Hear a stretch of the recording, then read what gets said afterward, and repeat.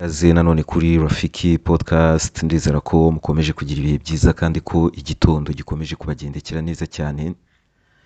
Podcast yacu muri iki gitondo cyo ku itariki 2 z'ukwezi kwa 12 2025 tugiye kuganira twibanda ku mirongo y'urugamba ngaha muri Ukraine, kuko ku mugoroba Vladimir Putin yongeye gutungurana asura ibirindiro by'ingabo ze, yakirwa na General Gerasimov amuha ripoti y'uko bihagaze ku mirongo y'urugamba.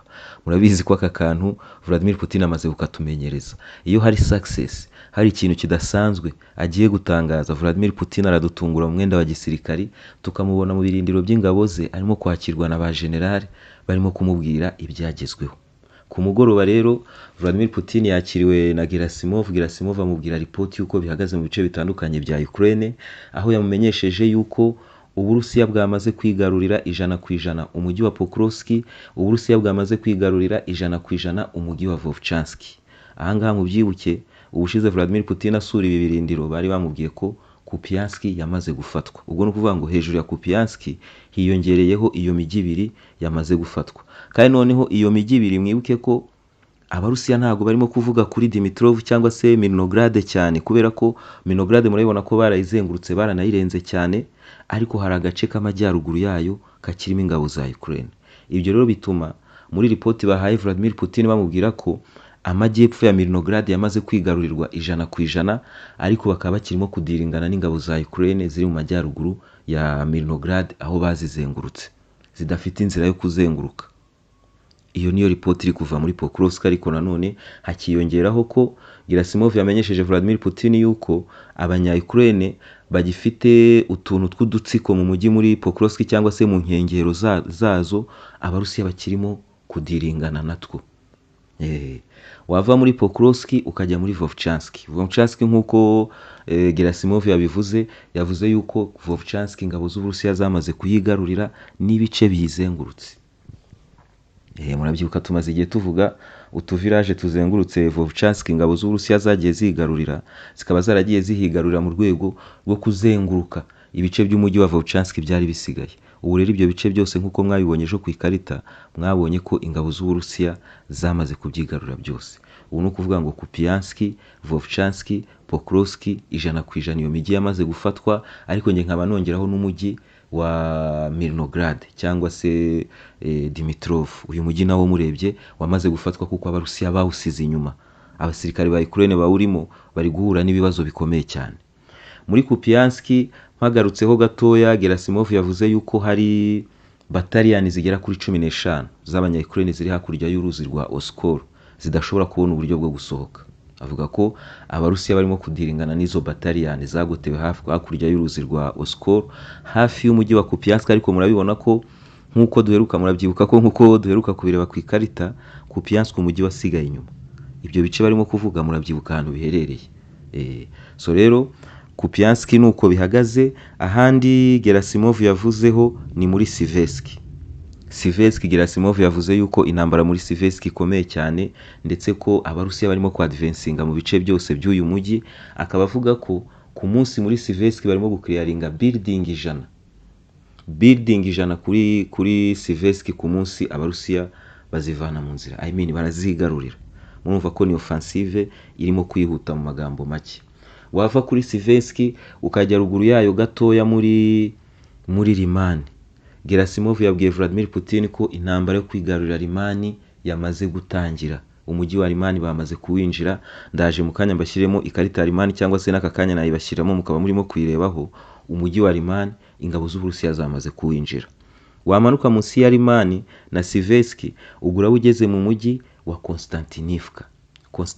Gerasimov yamenyesheje Vladimir Putin yuko 30% by'uyu mujyi bimaze kwigarurirwa n'ingabo z'Uburusiya, ndetse ko zikomeje gusenya ibirindiro by'abanya-Ukraine mu gice gisigaye cy'uyu mujyi. Uyu mujyi mwibuka ka offensive nababwiye nimugoroba k'Abarusiya, nkabereka n'agakarita kaho uko bihagaze. Reka nkabereke neza ku makarita y'Abanyamerika. Murabibona ko ruguru ya Konstantinivka ingabo z'Uburusiya zarenze umujyi, ziragenda ziradvancinga. Agakarita reka nkababwire ndimo kukarebaho kugira ngo nkabasobanurire neza, kubera ko ni ibintu nababwiye nimugoroba. Ibitero biturutse mu majyaruguru ya Chasivyari murabibona byatunguye abanya-Ukraine bikamanuka bikagera muri ka gasantere nababwiye nimugoroba. Kano gasantere kitwa gute? Krinove. Murabibona? Ahangaha ni ukuvuga ngo ingabo z'Uburusiya nizirenga Krinove nk'uko nabibabwiye nimugoroba, ziraba zirimo kurebana na Druzhivka. Ibyo biriyongera kuri ripoti ya Gerasimov ivuga ko Konstantinivka bamaze kuyigaruriraho 30%. Iyi karita mwibuke ni iy'Abanyamerika, ntabwo iri buze guhura 100% na ripoti za Gerasimov, kuko nk'iyo offensive igana muri Druzhivka muri ripoti bahaye Vladimir Putin ntabwo iyi ngiyi bigeze bayivugaho, kuko ni ibintu bitarasobanuka. Ahangaha muri Krinove. Ahandi Gerasimov yavuzeho ni mu byerekezo byo muri Novopavlivka. Novopavlivka, Gerasimov yavuze yuko intambara yo kwigarurira Novopavlivka ikomeje. Duheruka kureba Novopavlivka ku ikarita, mwarabibonye ko ni agace wavuga ko ingabo z'Uburusiya zamaze kukigarurira. Buriyo biza kuba ari nk'abanya-Ukraine bari kuvuga yuko Novopavlivka bayigaruriye, ariko Abarusiya babivuga byararangiye. Murabona ko banatinze gutangaza Pokrovsk, murabona ko Pokrovsk barayifashe, Mirnograd bari 100% ko bamaze kuyifata, ariko ntago barimo kwitangaza kubera kari akantu k'amafutika kirimo hari hagati. Ahangaha rero na Novopavlivka Gerasimov yavuze ko ibitero byo kuyigarurira bikomeje ndetse birimo kugenda neza. Novopavlivka ngewe mbara nkaho yamaze kwigarurirwa n'ingabo z'Uburusiya. Wava muri Novopavlivka ubwo nimo kugenda ngana ku migi ikomeye Gerasimov yabwiyeho Vladimir Putin cyangwa se yatanzeho ripoti. Wava muri Novopavlivka ukajya mu mujyi wa Huriapol. Huriapol murabizi ko ni intambara imaze igihe irimo kuvugwa, ni n'intambara tumaze igihe turimo gukurikiranira hafi. Gerasimov yavuze yuko intambara yo kwigarurira Huriapol yamaze gutangira, ingabo z'Uburusiya zamaze kugera mu mujyi. Ingabo z'Uburusiya zamaze kugera mu mujyi. Ahangaha muri ripoti batanze bavuze yuko ingabo z'Uburusiya zamaze kwigarurira agace bita Drobopil. Ndagira ngo mbashyiremo ikarita mu byerekezo bya Huriapol murebe uko ibintu bihagaze. Murabibona ko n'Abanyamerika barimo kubya-updatinga ko ingabo z'Uburusiya zamaze kugera mu mujyi wa Huriapol mu nkengero zawo. Ariko nk'uko Gerasimov yabibwiye Vladimir Putin, yabwiye Vladimir Putin ko Uburusiya bwamaze kwigarurira agace gatuwe cyane ka Drobopil. Agace gatuwe cyane ka Drobopil urebye ahangaha ku ikarita y'Abanyamerika muri ibi byerekezo bigana muri Huriapol, murabona ko Drobopil muri ibi byerekezo Abarusiya ntibarayigeraho. Ugendeye ku ikarita y'Abanyamerika, Drobopil muri Pokrovsk, mukanya ngiye kubashyiramo ikarita ya Pokrovsk, ngiye kuyibasubirizamo. Murabibona ko Drobopil ya Pokrovsk ku makarita y'Abanyamerika ingabo z'Uburusiya ntago zirayigeraho. Ukibaza uti Drobopil ituwe cyane yafashwe, Gerasimov yatanzemo ripoti, ni yihe Drobopil? Ako kantu turaza kugakurikirana. Hari igihe Abanyamerika bashobora kuba batarabya-updatinga, ariko Drobopil yo mu byerekezo bya Pokrovsk yafashwe, ariko ari yo muri Pokrovsk ndahamya ko bari kubitsindagira cyane. Ibyo ari byo byose iyamaze gufatwa n'iyi ngiyi yo mu byerekezo byo muri Huriapol. Reka tubitekereze gutyo, tubitegereze, dutegereze ko baza kubishyiraho umucyo. Hanyuma ahandi Gerasimov yavuze ni mu byerekezo byo muri Primorsk, Plavny ndetse no mu gace bita Stepanivsk. Reka mbashyiremo ikarita, ni ikarita iza kubereka uburyo ibintu bihagaze muri Stepanivsk ahangaha ndetse na Stepanivsk. Murabona Stepanivsk Abarusiya mubirebeye ahangaha bamaze kwicamo ibice bibiri. Muri ripoti rero bahaye Vladimir Putin bamubwiye ko Stepanivsk yamaze kuzengurukwa n'ingabo z'Uburusiya 100%. Iyi ni ikarita yo ku munsi w'ejo nuko ntayibashyiriyemo, ariko nuko nguko byari bihagaze ku munsi w'ejo. Gerasimov rero yabwiye Vladimir Putin yuko ingabo z'Uburusiya zamaze kuzenguruka Stepanivsk 100%. Aka kantu nikavamo, murabona uyu muhanda uzamuka kujya muri Zaporizhia ruguru mu mujyi, mu nguni ruguru mu mujyi. Mu by'ukuri ibi bintu biraza kwihuta cyane ku Burusiya. Abarusiya baraza kwihuta kugera ku mujyi bita Veselyanka. Veselyanka baraza kwihuta kuyigeraho. Ubwo ibyo nababwiraga ni ripoti zahawe Vladimir Putin. Vladimir Putin rero we yatangaje iki? Ibyo nibyo tugezeho. Vladimir Putin yashimiye cyane ingabo z'Uburusiya mu byerekezo byose by'intambara. Ashimira cyane abarimo kurwanira muri Pokrovsk, akazi gakomeye bakoze ko kwigarurira uyu mujyi, n'abarimo kurwanira muri Vovchansk, ariko anavuga ko ingabo zose z'Uburusiya muri rusange ku mirongo yose y'urugamba arizo zifite initiative. Yavuze yuko ndetse birimo kugora abanya-Ukraine kuba bagendera ku muvuduko w'ingabo z'Uburusiya. Putin avuga ko biri ngombwa cyane ko igisirikare cy'Uburusiya cyangwa se ubuyobozi bw'igisirikare cy'Uburusiya batangira kurebera hamwe uburyo bwo kuba bakora za zone tampo z'ibice bamaze kwigarurira.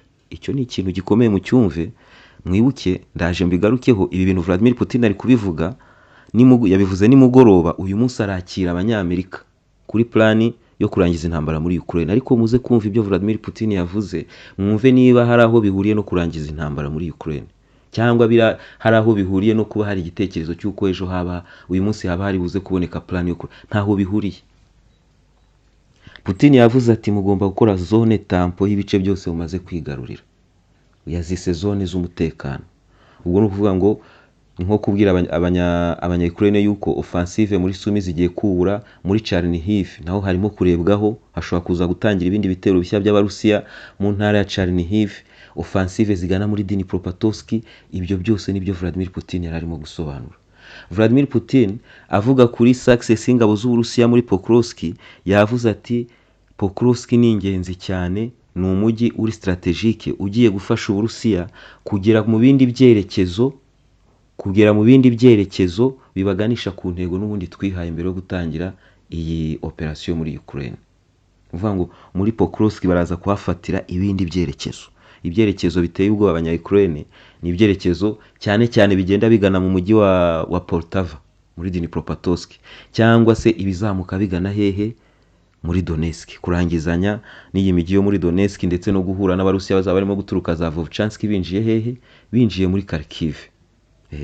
Vladimir Putin aranavuga ati turi hafi kwinjira mu gihe cy'ubukonje, ingabo zigomba kubona ibikenewe byose. Ingabo zigomba kubona ibikenewe byose mbere yuko tugera mu gihe cy'ubukonje. Murumva amagambo Vladimir Putin yavuze ku mugoroba, mu by'ukuri ntabwo yumvikanisha ko hari ikintu cyo guhagarika intambara ejo cyangwa ejo bundi, nta na hamwe byumvikana. Ibi ngibi mpamya ko Vladimir Putin aba yanabikoze mu mibare. Hari ubutumwa ku baturage b'Abarusiya bafite impungenge ko Vladimir Putin yatezuka ku ntego bihaye, kuko mwumva ko ibitangazamakuru biba bitangaza ibintu bivangavanze kugira ngo abaturage b'Uburusiya bamenye umurongo clear, nta muntu uzamukubitira mu gafuka. Yarabivuze, Vladimir Putin yarabivuze ati baradushutse mu masezerano ya Minsk ya mbere, baradushuka muri Minsk ya kabiri, baradushuka muri Istanbul 2022, ati guhera icyo gihe ntabwo bazongera. Hakabamo n'ubutumwa bukomeye cyane ku banyaburayi n'abanya-Ukraine bifuza gukomeza intambara. Mu by'ukuri mubirebye neza, Vladimir Putin arimo kubabwira ati kuri iyo gahunda turi kumwe, niba mwifuza gukomeza intambara, uwo murongo ubundi nanjye niwo mpagazeho. Nuko ngomba kuba umunyapolitiki, ariko aho ngaho niho mpagaze, no kwereka abanyamerika yuko ibi bintu ntabwo byoroshye. Abanyamerika nibatita ku nyungu z'Uburusiya, Uburusiya ntabwo buzigera bujenjeka. Ni ubutumwa bugenewe abantu benshi. Hari abaturage b'Uburusiya, hari abashaka ko intambara ikomeza, hakaba noneho na Donald Trump wumva ko hashobora kugenderwa ku bushuti afitanye na Vladimir Putin. Vladimir Putin akaba yakoroshya ibintu mu buryo runaka. Oya, abanyamerika baberetse yuko mu by'ukuri bagomba kuba serious kuri plan yabo, bataba serious bakayisubizayo. Ibi ni ibice amarenga y'ibiri buze kuba kuri uyu munsi mu biganiro biri buze guhuza Vladimir Putin na Witkoff. Ibintu biraba bishyushye cyane, kuko Witkoff nta kintu ajyaniye Vladimir Putin, kereka niba Leta Zunze Ubumwe za Amerika zahisemo kuvuga ziti okay, abanya-Ukraine ntabwo babyemera gutya, twebwe tubitegetse uko. Kuko abanya-Ukraine ntabwo bemera gusubira inyuma ku butaka bwabo, abanya-Ukraine ntabwo bemera kuva ku mugambi wo kwinjira muri NATO, abanya-Ukraine ntabwo bashaka gusenya igisirikare cyabo. Ibyo byose nta nubwo babashije kubyumvikana na Leta Zunze Ubumwe za Amerika. Uyu munsi rero kuvuga ngo Witkoff hari plan yabazanye mu Burusiya, kereka Leta Zunze Ubumwe za Amerika zivuga ziti ibyo abanya-Ukraine batemera twebwe twabigize itegeko, biri muri plan. Naho niba bivanamo nta plan irabihari. Ni kuvuga ngo nta plan irabihari. Ibyo bitatu bivuyemo mu byo wajyanira Uburusiya, nta plan ibihari. Ubujyanye ikintu cy'igicupuri, mu butembere waba wigiriyemo mu Burusiya. Turaza gutegereza turebe. Murabyibuka Uburusiya bwadusezeranyije yuko ibice bya mbere by'ibi biganiro bari buze kubishyira hanze tukareba uko bimeze. Mu by'ukuri biraza kuduha ishusho y'ibiri buze kujya mbere, ariko murabyumva ko ibintu biracyari irudubi. Ibi ngibi barimo kubitangariza Vladimir Putin ko iyi mijyi yose yamaze kugenda, mu gihe Zelensky arimo kuvuga ko yishe Abarusiya 3,000 muri Kupiansk, ndetse n'uyu mujyi akaba yarawigaruriye. Zelensky nta soni agira. Ni ukuvuga ngo ari kuvuga ibi bintu yanavuze, none mwumva uburyo bya binyamakuru by'abanyaburayi byazezenze. Ni ukuvuga ngo ibintu byose by'ibinyoma Zelensky yavuze ku munsi w'ejo, nimuza kureba kuri za RCI, nimuza kureba kuri za France 24, murasanga bya bintu by'ibinyoma bikabije. Ntabwo barimo kubikomentingaho, kuvuga ko Kupianski abanya-Ukraine bongeye bakayigarurira, bisha abasirikari b'Uburusiya 3,000, murumva yari kuba ari inkuru ikomeye, yari kuba ari umutwe w'inkuru mu binyamakuru byose. Abanya-Ukraine bishe 3,000 by'Abarusiya muri Kupianski, ndetse nta nubwo wakwica 3,000 by'abasirikari ngo ubure n'amavideo. Mwarabibonye ko abanya-Ukraine mu kwiheba kwinshi bari kugarura amavideo yo muri Kursk, bakayitirira ibitendo by'ubu ngubu ari amavideo yo mu mwaka ushize. Abo bantu mu by'ukuri nta mbaraga bafite zo kuba bagira icyo bakora. Ariko Zelensky mu isoni nke yaravuga ati Kupianski twarayigaruriye. Za RCI, za BBC baravugaga bati Pokrovsky yamaze kugenda, Kupianski yamaze kugenda. Ariko ejo ntago bahamyagaga ko byamaze kugenda, baravugaga bati ngo nubwo hakirimo intambara kugira ngo bagerageze kurengera ako kantu Zelensky yavuze. Ariko iyo biza kuba ari byo nk'uko Zelensky yabivuze, nibyo byari kuba ari titre y'inkuru ahantu hose. Contre attaque y'Abarusiya y'abanya-Ukraine muri Kupianski, 3,000 by'Abarusiya byapfiriye muri Kupianski. Namwe murabyumva. Abarusiya bo baritonda nk'ubu ngubu murayibona za Siversky, za Konstantinivka, za Novopavlivka, za Huriapol. Iyo nayo ni imijyi igiye kugendera icyarimwe, kandi noneho abanyaburayi bakomeje kugorwa naho bashobora kuba bavana amafaranga yo gukomeza gufasha Ukraine, kuko abanyaburayi ubundi bakabaye bavuga bati niba Leta Zunze Ubumwe za Amerika zivuye mu kibazo cya Ukraine, reka twebwe tugifate en charge. Ariko murabibona ko abayobozi mu Burayi nta mbaraga bafite zo kuba bafata ibyemezo bikomeye, bose bari mu gihe cy'intege nke. Ejo ubundi urebye video ya Zelensky na Emmanuel Macron, ukareba n'ibibazo bafite mu bihugu byabo indani, n'uhitwa wafata guruka. Bose ni abantu mu by'ukuri badahagaze ku maguru abiri mu bihugu byabo, bari barimo gukomezanya. Uhitwa yakomeza guruka, komera biraza koroha, komera biraza koroha.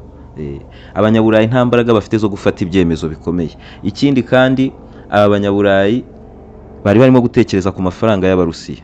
Minisitiri w'ububanyi n'amahanga w'Ababiligi yabandikiye arababwira ati aya mafaranga mugomba kuyibagirwa, mugatangira gutekereza uburyo mwafasha Ukraine mukoze muri kesi zanyu, kuko bananiwe guha Ububiligi garanti yuko Uburusiya nibuza kubishyuza bazafatanya kuyishyura. Ububiligi burababwira ntabwo twafata iyo riske twenyine. Amafaranga dufitiye Abarusiya ni miliyari 200 z'amayero, tuyahaye Uburusiya angana na budget yacu y'umwaka. Mu by'ukuri Uburusiya bugarutse bukayatubaza, kandi Uburusiya bufite amahirwe yo kuba bwadutsinda mu nkiko zirebana n'ibi ngibi. Budutsinze bukayatubaza, Ububiligi bwahita bujya bankrupt. Rero yababwiye ati mubyibagirwe ibyo bintu, mutangire mutekereze kwikoramo. Barikoramo gute? Nta bushobozi bafite bwo kwikoramo. Bikozemo ubu ngubu bahagaze ku kadodo. Iran noneho Donald Trump arayirasa tu. Donald Trump noneho arayirasa. Iran yavumbuye zahabu nyinshi cyane. Yavumbuye zahabu nyinshi cyane mu burasirazuba bwayo. Abanga Iran rwose bari mu bihe bibi, kubera ko ubu abanya-Iran bagiye kugira igitoro na zahabu nyinshi, imitungo idasaza. Nimutuze mubane na Iran. Nimutuze mubane na Iran, nimutabana nayo byose bizameneka. Niko abanya-Iran barahiye. Hanyuma turakomereza ku kajibwe ka Union Européenne. Turakomereza kuwo bita Karas. Uyu nguyu ni umunya-Estoniyakazi uhagarariye diplomasi y'abanyaburayi, ariko ufite ubwenge wapima ku rushyi gutya. Karas bamajije batese igitekerezo heruka gutanga cyuko Union Européenne irimo gusaba ko Uburusiya bwagabanya igisirikare cyabwo, icyo gitekerezo uracyagihagazeho? Aravuga ati ntabwo nshaka kwivanga mu gihugu cyigenga. Ahanga yaratangiye kugarura ubwenge, atari ko niba Uburusiya busaba ko Ukraine igabanya igisirikare, natwe tugomba kwishyiraho pressure nabwo bukagabanya igisirikare. kugira ngo mwumve uburyo akomeje kuba muri daruru. Umunyamakuru yongera amubaza ati ese ntabwo Union Européenne mutekereza ko ari cyo gihe ko mwatangira kuganira na Vladimir Putin namwe mugashaka Witkoff wanyu? Abari muri sale baraseka. Karasi ati kugeza kuri uyu munsi Abarusiya ntabwo baratwereka ko bashaka kuganira, baracyabona ko bashobora gutsinda intambara muri Ukraine. Vladimir Putin aracyumva ko agifite igihe. Twebwe icyo tugomba gukora nka Union Européenne ni ukumwereka yuko atazatsinda iyi ntambara, ndetse tugakora ku buryo ashaka kuza mu biganiro. Ukibaza uti Karasi urakora iki? Urakora iki imyaka 3 yose y'intambara ko turimo kubona byabashiranye, n'amafaranga y'Abarusiya mufite muri Union Européenne mwatinye kuyakoraho? Urakora iki? Urakora iki? Hano rero ageze kuri Witkoff wabo aravuga ati rwose abo ngabo murimo kubona barimo kuganira n'Uburusiya nabiteguye guha Uburusiya ibirenze n'ibyo Uburusiya bufite. Uvuga ngo n'Abanyamerika yavugaga barimo guha Uburusiya n'ibice Uburusiya butarigarurira. Ati iyo politike siyo twebwe twajyamo. Ukibaza impamvu nk'umuntu uhagarariye diplomasi wa mugani atashyiraho Witkoff wabo ugumisha umurongo ufunguye igihe cyose gishoboka ashobora kuganira n'Abarusiya, bakaba baganira kuri iyo politike yabo. Si ngombwa ko ajya kuganira kuri politike y'Abanyamerika, bafite politike yabo. Uhagarariye politike y'Abanyaburayi, Abanyaburayi bagombye kuba bafite cano byanze bikunze. Iyi cano rero kugira ngo bazagere aho ngaho Vladimir Putin yashaka kuza kuganira nabo, Abanyaburayi bazabitegereza babibure. Bazabitegereza ahubwo babibure, basanga aribo bagomba kujya kuganira n'Uburusiya. Hanyuma drone bita Zara Lancet murayizi. Drone bita Lancet yahagaritse contre offensive y'Abanya-Ukraine. Iyi drone ubwayo ku giti cyayo yasenye ibifaru by'Abanyaburayi 500. harimo ibifaru mirongo ingahe biteye imbere, ibifaru 60 biteye imbere. Muri ibifaru 60 biteye imbere harimo za Abrams z'Abanyamerika, harimo Leopard z'Abadage, harimo na Challenger z'Abongereza. Ibyo byose ubiteranyije ayo moko y'ibyo bifaru mvuze gusa Lancet yasenye yonyine, ntabwo ruvuga ngo nibyo basenye byonyine, ndavuga ibifaru byasenywe na Lancet, ibifaru byo muri ubu bwoko 60. Wateranyaho noneho na bya bifaru bindi by'ubwoko butandukanye, ibifaru bikazamuka bikaba ibifaru 500. Iyi drone yakoze akazi gakomeye cyane, kandi iyi drone ikaba ifite agaciro, ibi byose yabikoraga ifite agaciro k'ibihumbi 35 by'amadolari. Aho ni naho hari inkuru bundi, aho niho hari inkuru. Ibi bifaru yabisenyaga ifite agaciro k'ibihumbi 35 by'amadolari. Muzi ukuntu ibifaru bigura? Ibifaru muri ibi ngibi nk'icy'Abanyamerika bita Abraham kimwe kigura miliyoni 10 z'amadolari. Ibihumbi 35 by'amadolari biri gusenya miliyoni 10 z'amadolari. Ibi nibyo bintu birimo guhindura ibintu kuri iyi si. Ubundi abantu, reka nze mbabwira aka kantu, abantu batekerezaga ko uburyo Leta Zunze Ubumwe za Amerika zizasenyuka cyangwa se imbaraga z'Abanyaburayi hazaza urundi ruhugu nk'uko nguko turi kubona Ubushinwa. Ubushinwa buri mu nzira zose kuko bufite amahirwe ko buri kwiteza imbere, ibintu byose biri guhinduka burimo kubireba. Ariko nimureba intangiriro z'Ubushinwa barimo kubaka bagendeye ku mbaraga z'igisirikare cya Leta Zunze Ubumwe za Amerika, kubaka za destroyer nyinshi, kubaka za aircraft carrier, za ntwaro ziremereye nk'iza Leta Zunze Ubumwe za Amerika. Twebwe rero abatekerezaga ku mpinduka zigomba kuba kuri iyi si n'igihugu kigomba kuzigaranzura Leta Zunze Ubumwe za Amerika, twumvaga ko hazaza uruhugu rucura intwaro za zindi ziremereye zirenze iza Leta Zunze Ubumwe za Amerika, ku buryo ubona nk'ubwato ukavuga uti ubu ngubu burenze Leta Zunze Ubumwe za Amerika, ku buryo ubona nk'indege ukavuga uti iyi ndege irenze Leta Zunze Ubumwe za Amerika. Nta bundi buryo, ni ubu ngubu turi kubonesha amaso. Ntimutegereze igihugu kizaza gukora ibintu bidasanzwe. Ibihugu bigiye kugira ubushobozi kubera uburyo buhendutse bugiye kuboneka, kugira ngo uzaba uri Ubufaransa ujye kwiyongoza igihugu, uzaba uzi ko nacyo gifite ubushobozi buciriritse bwakubabaza, mu by'ukuri uzatekereza kabiri. Murumva ko ntago bazaba gifite bwa buryo bwo kwikanyiza ku bihugu. Ikindi kandi uko birushaho kuzamuka, iri koranabuhanga rihendutse bizageraho rize hejuru ya biriya bintu bibyimbye mubona binini cyane, mubona Abanyamerika batunze n'Abanyaburayi n'ibihugu byateye imbere kera. uzasigara rero muri iryo koranabuhanga, ni nabwo bwoba abanyaburayi bafite uyu munsi. Uzasigara muri iryo koranabuhanga azaba asigaye burundu.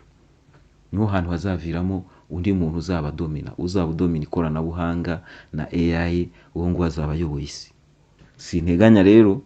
Sinteganya ko uwo nguwo azaba Leta Zunze Ubumwe za Amerika. Sinteganya ko bizaba Leta Zunze Ubumwe za Amerika. Hanyuma indi nkuru mbona twasorezaho ni iyihe? Reka ndebe niba nta gakuru twasorezaho hano. Karasa akomeje kugaruka, inkuru zarangiye. Amahoro kuri mwese.